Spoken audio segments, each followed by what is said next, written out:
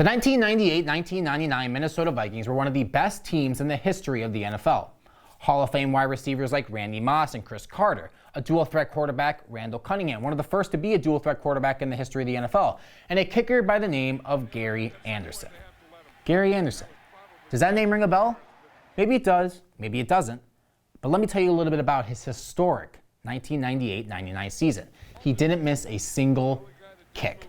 94 for 94 throughout the year, 35 for 35 on field goals. He didn't miss a single field goal. Didn't miss a single extra point. Blemishless, not a single blemish on his stat line. The only kicker in the history of the NFL to be perfect through the regular season. Now I say regular season. Did he keep his historic blemishless stat line into the postseason? Let me set up the situation for you. 1998-1999 NFC Championship game. The Vikings are going into it with a 16-1 record, the best team in the NFL. They are favored by 10.5 points. They are expected to win this game against Atlanta, punch their ticket to the Super Bowl, and go play whoever they're going to play. It ends up being Denver Broncos, but go play whoever they're going to play in the Super Bowl. They're up 20-14 at halftime, and they were up 27-17 at one point in the fourth quarter. Fast forward, about 3 minutes to go in the game. The Vikings are up 27-20. Go down the field, put points on the board, go up 2 possessions, basically end the game and punch your ticket to play in the Super Bowl against Denver. They go down the field, they don't convert the third down. Rest assured, we have the best kicker in the entire NFL on our sideline. Let's bring in the field goal unit. Let's make this field goal. Let's go to the Super Bowl. Gary Anderson comes in, hasn't missed a kick in 2 full seasons.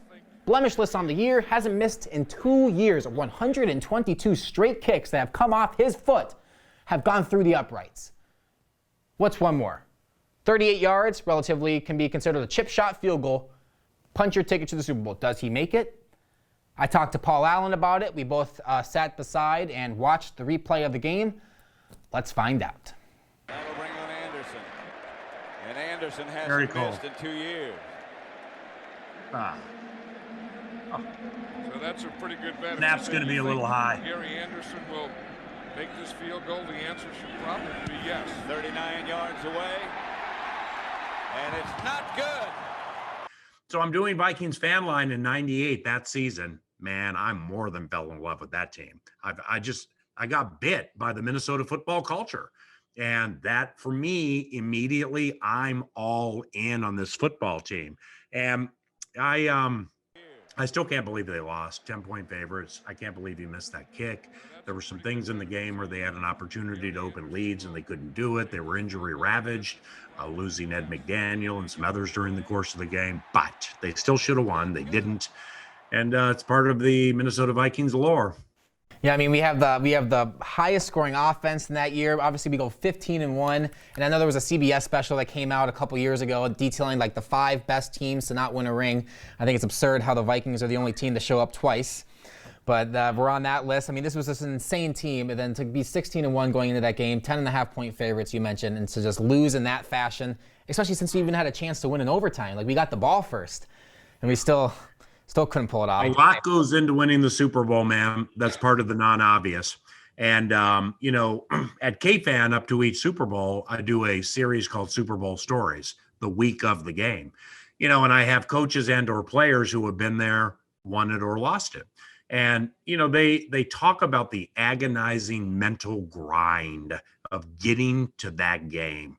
It's not for everybody. And, when people do what Gary did, he never bounced back. He was never the same, so it changes lives too.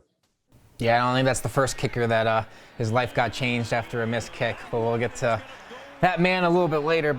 My thanks to Paul Allen again. Obviously, we're going to talk about more Minnesota heartbreaking defeats in the future throughout the month. But, back to this kick, the 1998 Vikings, I mean, one of the best teams in NFL history. The CBS special that came out, I think it was either a few years ago. It was either 2008 or 2018, I think. They detailed 5 teams, the 5 best teams to not win a Super Bowl. The 1970 Minnesota Vikings showed up on that list, and this 1998 Minnesota Vikings team showed up on that list. And I mean, this is a team that even in that, they go into the championship game, NFC Championship game against the Falcons, with a 16-1 record. Ending the regular season, they had an 8-game win streak, so 9 total game win streak going into the NFC Championship game. They go up 27-14. And then they just start letting them come back slow, little by little. They couldn't get anything going on offense. The defense gives up a score. And it just kept happening like that. And even after Gary Anderson missed that kick, the Minnesota Vikings, and then the Falcons go down and score the touchdown. The Minnesota Vikings had another chance, to go down the field and win the game in regulation. They had 49 seconds. They get the ball, they get a first down or two, and then they just knee it. And you can hear the boos from the fans when you watch the game back. And it's like, I would be that same exact fan. Why are you kneeing the ball? Go down that field. You have the best offense in the NFL. Go down that field and win the game right now. We also have the best kicker in the NFL at this time and throughout that year. Obviously, he hadn't missed up until that last kick in the possession before. But put your trust in him. Drive down that field, kick a field goal, and let's go to the Super Bowl and play those Broncos. But, they didn't do that. They took the knee. But, it ended up working out. We get the ball first to start overtime. Once again, you can't move the ball. Best offense in the NFL, can't move the ball. The only explanation is it's the Minnesota Vikings in a big game, so they're not going to be able to move the ball. Deal with it. Because there's no other explanation. They're the best team in the NFL. They should be able to move down the field with the ball and go win a football game. But they didn't do it that game. And even after they don't score the ball when they first get the ball, the defense gets a stop on the other end. So then they get the ball back. And then, they get another first down or two, and then they got to punt again. And then the Falcons said, enough with this. You're the Minnesota Vikings. You guys are not meant for big games. You already lost 4 Super Bowls. Let's give ourselves a chance. So then they go down the field and they win the game.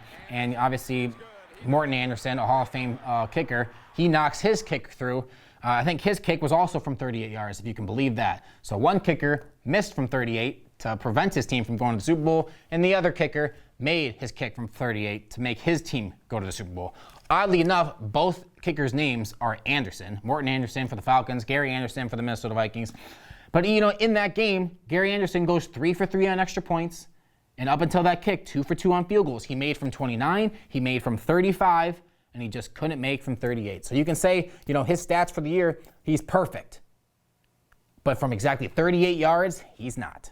And evidently so, that's the one kick that the Vikings really needed to punch their ticket to the Super Bowl. And maybe, granted, in the last episode, we talked about their failures in the Super Bowl, 0-4, but maybe this one was the year. They were the best team in the NFL, 15-1 in the regular season.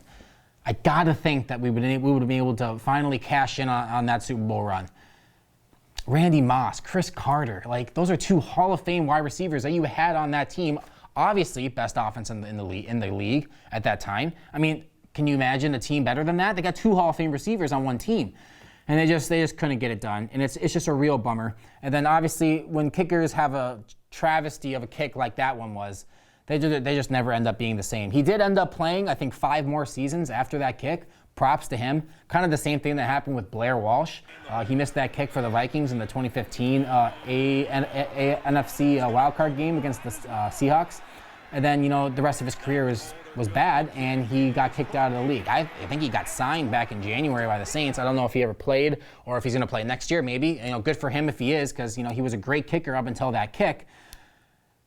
But, Gary Anderson, after that missed kick, wasn't the same. The very next season, he goes 19 for 30. So he goes from 35 for 35 to missing 11 field goals the next season.